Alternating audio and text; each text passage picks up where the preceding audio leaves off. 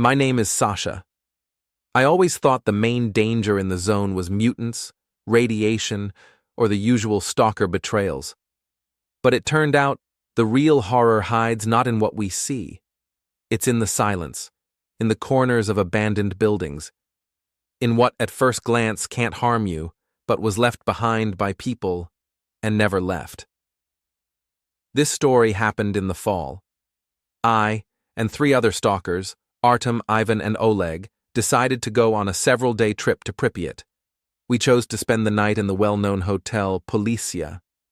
It's hard to think of a better place. City center, well-preserved building, luxury rooms, and from its upper floors, you get an incredible view, nearly the whole zone. We had already stayed in this hotel several times during our raids, but we always picked lower floors. This time, we decided to settle in the fanciest room, on the very top floor of the hotel. What drew us there, who knows? But what happened can't be undone. As soon as dawn broke, we hit the road, after having a good breakfast at Yanev station. We reached Pripyat around 4 in the afternoon, using Garek's new route. As we approached the city, we were met by rain, so we quickly ran to the hotel. Eerie, yet monumental, Polissya gave us mixed feelings. "Wow, now that's a building," Oleg said. We entered through the main entrance. Carefully, to avoid making noise, though it's unlikely anyone living was left here, maybe just ghosts. I knew stalkers had stayed at the hotel, but there were also rumors that there was one room, 403, a secret luxury suite, with no doors, no windows, and not a single entry in the records. It was once meant to be a hidden room where Communist Party elites could stay alone, far from prying eyes. Its entrance was supposedly hidden behind a wardrobe in one of the elite rooms on the upper floors. No one had seen it for sure, but legends said that if you spent the night there, by morning, you could end up in another dimension. We climbed to the highest floor, the 16th, and entered the first decent room. The floor creaked. Dust swirled with every step. The smell of damp and old wood clung to our lungs. Hard to believe this was once a luxury suite where only the Red Party elite could live. But now, in these half-rotted chambers, it was stalkers craving adventure who settled. We sat down for dinner, and I remembered the story of the mystical room. "Guys, have you heard the legend about the secret room 403 in the Polissya Hotel?" "Nonsense," Andrei said. "Why not?" "Anything's possible." "You don't believe in the supernatural?" I asked. "Oh yeah, we believe. In the bogeyman, unicorns, and the Loch Ness Monster too," Andrei replied. After a bit of arguing, we got ready to sleep. I couldn't fall asleep for a long time. Thoughts about the secret room wouldn't leave my mind. To shake off the anxiety, I decided to take a walk through the hotel corridors. Stepping out into the hallway, I instinctively glanced at the door to our room, and I froze. Saying I was surprised is saying nothing.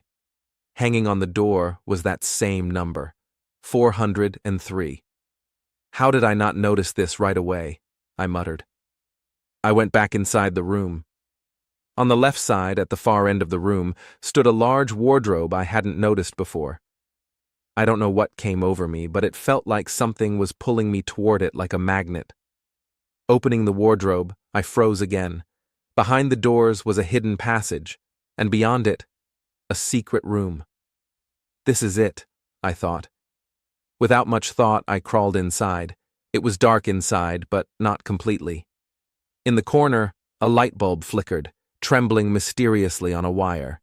Inside, Soviet interior, a bed with a torn mattress, a table, a mirror, an old phone on the nightstand. It smelled, no, not of mold, of a hospital, a morgue, and something else, human. I walked in. Just for a moment. Just to take a look. I didn't even notice how sleep started to overtake me. Collapsing onto the old mattress, I fell asleep almost instantly. But before that, I felt the world around me begin to change. In the morning, I was awakened by a scream, but not an external one. Inside, in my head, muffled, drawn out. I was sitting in the same room, on the floor. There were wounds on my hands, as if I had just crawled out of dense thickets. The light from the old bulb flickered, and each time it seemed like someone was standing in the corner. Just for a split second. A silhouette. A shadow. Then, the phone rang. The old rotary phone, black with a thick cord. I picked up the receiver. "You came back." A whisper came from the other side. And then, silence. I tried to get out of the room, but there was no exit, no doors, only the windows on the 16th floor of the building and the wardrobe through which I came, whose doors were shut tight, as if someone was holding them from the outside. Out of despair, I looked out the window. It was my only way out, but what I saw made my body tremble. Outside was still the city of Pripyat, but it looked wrong, distorted. Buildings, trees, even the lampposts, everything seemed to have the wrong shape. But I had no other choice. In the room, I found an old but surprisingly strong rope. After climbing down to the main entrance, the feeling of fear and adrenaline intensified. But now there was another feeling. Someone's presence. It seemed like hundreds of eyes were watching me from all sides. "It's paranoia, just paranoia. There's no one here," I reassured myself. To be sure, I decided to scout the city on my own. But as soon as I started walking, a terrifying roar rang out 20 meters away, like a pack of wolves passing by. I ducked, trying to locate the source of the sound without revealing myself. 5 snorks were moving along the road, mutants that were once human. Due to heavy radiation exposure, they had become unrecognizable. They were just crawling down the street, and then the pack stopped. I realized they had caught my scent and started crawling back toward the hotel. As soon as I took a few steps, the monsters lunged at me. In one leap, a mutant jumped onto the curb and began beating its chest. Then, it launched itself at me. I saw it flying towards me, its tentacles wide open. Thankfully, my army reflexes kicked in, and I managed to roll out of the way. The creature slammed into the hotel wall and roared again. "I need to run. I won't get a second chance," I thought to myself and rushed toward the hotel. Once inside, I barricaded the door. I could hear the snorks trying to break in, their hands scratching the door, their tentacles making chilling, squelching sounds. But they couldn't get inside. I was safe. Or so I thought. But how wrong I was. Taking a few steps toward the stairs, I heard a horrifying growl. Looking down the corridor, at first I saw nothing. The only thing that caught my eye was the unnatural texture of one of the doors. "Damn it! That's a bloodsucker," I whispered to myself. At that moment, the creature revealed its true form and lunged at me. I quickly ran to the second floor. Luckily, there was a metal grate which I slammed shut just in time. I saw the mutant trying to squeeze through the bars, trying to reach me with its hands, its tentacles stretching out. But I knew I was safe, at least for now. The monster could get in from the other side, which wasn't closed. "All right, I have to get out of here as fast as possible," I thought to myself. I ran up the stairs, quietly but quickly. Reaching the 16th floor, I quickly looked around. No one was there. Finding room 403, I entered.